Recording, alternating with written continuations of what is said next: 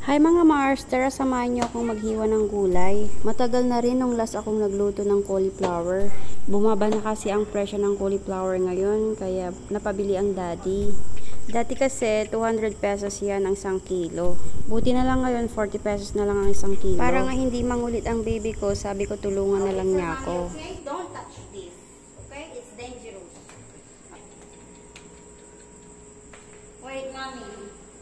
Sobrang thankful ko talaga nung dumating ang baby ko sa buhay ko. Bukod sa napaka-sweet, napaka-masunurin din. Sabi ko nga sa kanya, huwag niyang hahawakan yung kutsilyo. Kasi nga delikado, napaka-masunurin, hindi nga niya talaga hinawakan. Pumunta nga ako sa kitchen dahil kukuha ko ng potato. At sinabi ko nga ulit sa kanya, don't touch the knife, okay? Sumagot naman siya, sabi niya, haha. Ibig sabihin nun sa Punjabi language, oo or opo. Sobrang curious niya sa mga bagay-bagay. Kaya pag may nakikita siya ng mga bagay, tinatanong niya kung ano ito. What is this?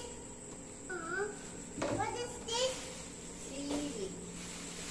Seaweed. Yes.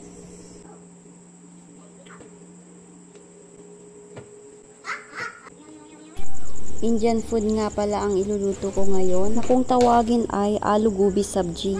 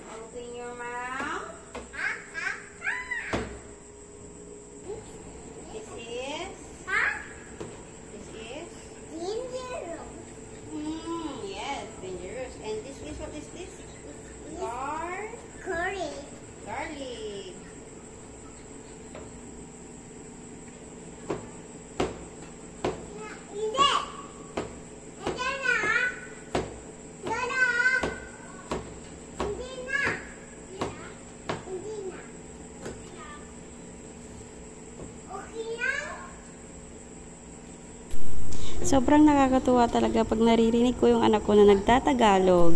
Ang cute kasi pag nagtatagalog siya.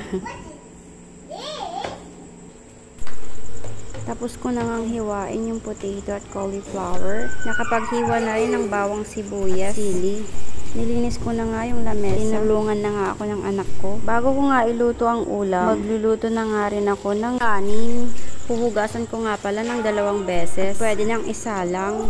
Tubig gripo nga pala ang ginagamit kong panghugas. Mineral naman ang ginagamit kong pangsabaw. Wala pa nga kaming water tap, kaya nagtitiis muna ang daddy sa pag-iigib.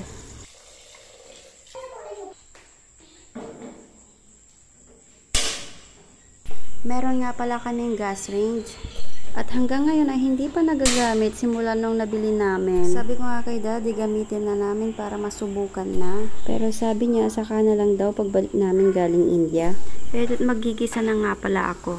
Yung unang nilagay ko pala, ang tawag doon ay cumin seed. Madalas ito ginagamit ng mga Indian. At habang nagigisa nga ako, hinugasan ko na nga rin yung mga gulay. At nilagay ko na nga pala yung mga ingredients. Hindi ko na nga pala napakita, pero more on powders yun. Bumili nga pala ng upuan si daddy para kay baby. Sobrang nagustuhan niya, halos ayaw niya nang bitawan.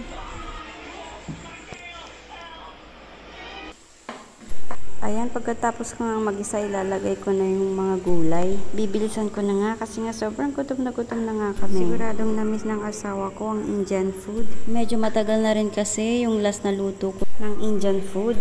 Ayan, okay na. Sa wakas luto na rin. Sabi ni daddy, gagawa daw siya ng dahi. Sobrang naging paborito ko na nga ito. Ewan ko nga kung bakit. Dati kasi, nung una pa lang, ayaw ko talaga ng lasa nito. Pero ngayon, sobrang sarap na ako. Naalala ko nga nung pumunta kami sa simbahan nila, kasama namin yung kapatid ko si Jem. Pinatikim ko nga sa kanya. Bago ko palang ipatikim sa kanya, sobrang natatawa na ako. Kasi alam na alam ko nang magiging reaction niya. Alam na alam kong hindi niya talaga magugustuhan. Sobrang natawa nga ako nung nakita ko yung mukha niya. Ganun talaga kasi to pag bago mo palang natikman. Para kasing maasim-asim siya na hindi mo mapaliwanag. Bago nga pala tayo kumain ay wag po natin kalimutang magpasalamat sa Diyos. Tinanong ko nga pala si Daddy kung saan niya gusto kumain, sa table o sa kwarto. Sabi niya sa kwarto na lang daw. Sobrang excited ko nga kumain kaya dire-diretso yung pagsubo ko. Ano ba naman kasi sobrang paborito ko talaga ito. Hanggang dito na lamang. Bye!